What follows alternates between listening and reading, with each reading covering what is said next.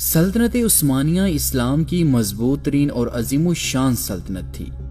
ترکوں کی یہ عظیم الشان سلطنت 600 سالوں سے زیادہ عرصے پر محیط تھی۔ اس کی سرحدیں یورپ، ایشیا اور افریقہ تک پھیلی ہوئی تھیں۔ یہ خانہ بدوش ایشیا مائنر سے اٹھے اور بہت جلد انہوں نے ایک عظیم سلطنت کی بنیاد ڈالی۔ سلطنت عثمانیہ کی آج کی اس ویڈیو میں ہم اس سلطنت کے پہلے 100 سالوں کے حالات بیان کریں گے۔ ایلخانی سلطنت اور بازنطینی صلیبیوں کے درمیان میں موجود ترکوں کے ان قبیلوں میں سے ایک قبیلے کائی کے سردار عثمان غازی نے 1299 عیسوی میں اس سلطنت کی بنیاد رکھی۔ عثمان غازی ارطغرل غازی کے بیٹے اور سلیمان شاہ کے پوتے تھے۔ عثمان غازی اور ان کے غازی مجاہدوں نے بازنطینی صلیبیوں کے خلاف جہاد جاری رکھا۔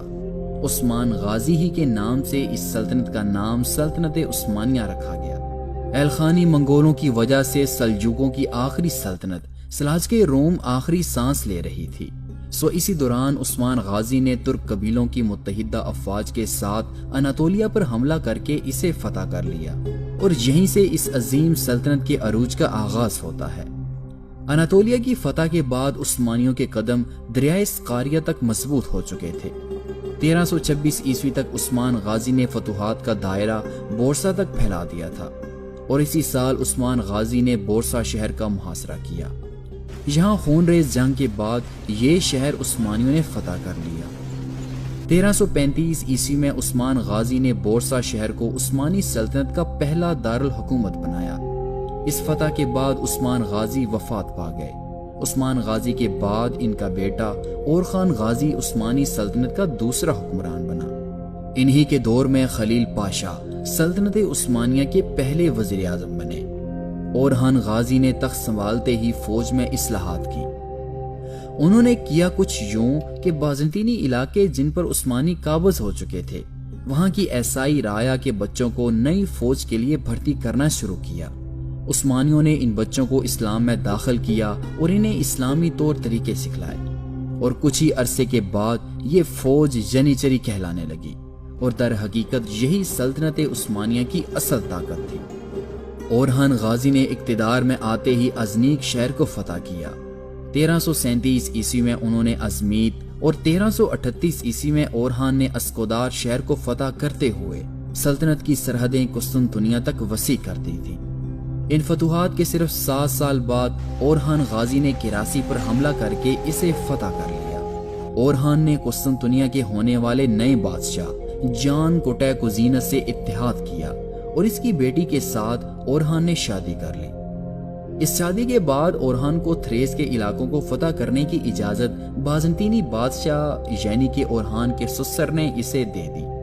تھریس کی فتح کے بعد اورحان کے بیٹے سلیمان نے 1354 عیسوی میں گیلی پولی پر قبضہ کر لیا، اور یوں پہلی بار عثمانی ترک یورپ میں داخل ہوئے۔ بازنطینی بادشاہ نے اورحان کو اجازت صرف اس وجہ سے دی تھی تاکہ اس کے اثر و رسوخ سے اس کی بادشاہت قائم رہے، لیکن اورحان کی ان فتوحات سے ڈر کر بادشاہ نے اسے واپس جانے کا کہا، لیکن عثمانیوں نے ان علاقوں کو چھوڑنے سے انکار کر دیا۔ 1362 عیسوی میں اورحان غازی وفات پا گئے۔ اس وقت ان کی عمر 80 سال تھی۔ اورحان کا بیٹا سلیمان چند سال پہلے شکار کے دوران مارا گیا تھا۔ اس کی موت کا صدمہ تھا کہ چند سال بعد اورحان غازی اس دنیا سے وفات پا گئے۔ ان کی وفات کے بعد ان کا بیٹا مراد خان سلطنت عثمانیہ کا تیسرا حکمران بنا۔ سلطان مراد نے اپنی باپ کی طرح فتوحات کا سلسلہ جاری رکھا، اور کچھ ہی عرصے کے بعد سلطان مراد نے بازنطینی شہر ادرنا فتح کر لیا۔ اس فتح کے بعد سلطان مراد نے اسے سلطنت کا نیا دارالحکومت بنایا۔ ادرنا کی فتح کے بعد سلطان نے بلقان کی ریاستوں پر حملے کر کے انہیں فتح کیا۔ 1382 عیسوی میں سلطان مراد نے بلغاریہ کی طرف رخ کیا۔ سلطان نے بلغاریہ کے بادشاہ ایوان کو ہتھیار ڈالنے کی پیشکش کی، اور انہوں نے بلغاریہ کے 3 اہم شہر فتح کیے۔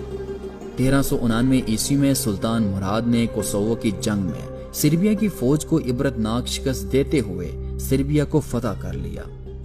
سلطان مراد کی وفات کے بعد ان کا بیٹا بایزید جلدرم تخت نشین ہوا۔ سلطان بایزید نے تخت نشین ہونے کے بعد یورپ کی بجائے اپنے پڑوس میں کرمانیوں کے خلاف